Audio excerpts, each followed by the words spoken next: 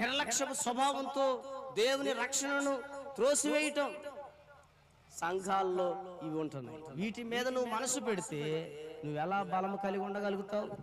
నీ మనసు వాటి మీద కాదు ఉండాల్సింది. నీ మనసు దేవుని స్తుతించటం మీద, నీ మనసు దేవుని వాక్యం మీద, నీ మనసు దేవునికి ప్రార్థన చేయటం మీద నువ్వు నిమగ్నం చేయగలిగినట్లయితే నువ్వు బలవంతుడువు, బలవంతురాలువు. నిన్ను కదిలించగలిగిన సామర్థ్యం లోకంలో ఎవరికి లేదు. చూడండి, నీవు ఒంటరిగా ఉంటే నువ్వు 1000 మంది అవుతావు. నువ్వు బలమైన జనముగా నువ్వు ఉంటావు. నూతన బలము నువ్వు పొందుతావు. దేవుని వాక్యము సజీవమైన బలమైన ఖడ్గము వంటిది.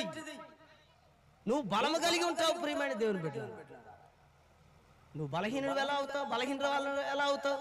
దిక్కులేని అనాథనయ్యా అంటారు కొంతమంది. ఎవరు చెప్పారు నువ్వు అనాథమని? ఎవరు చెప్పారు నీకు దిక్కు దిశలేదని?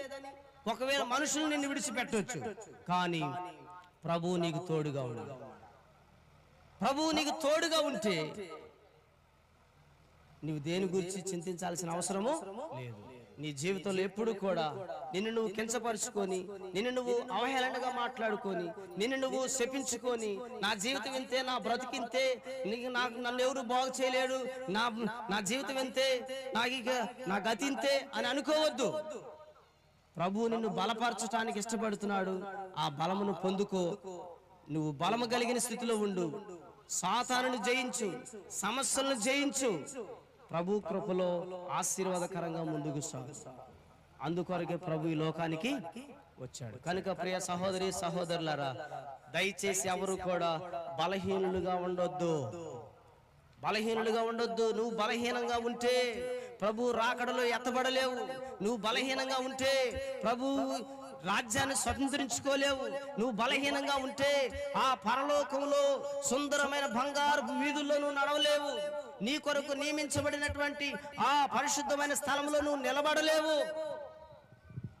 నువ్వు ఈ లోకంలో బలము కలిగి ప్రభు కొరకు మంచి సాక్షిగా బ్రతికితే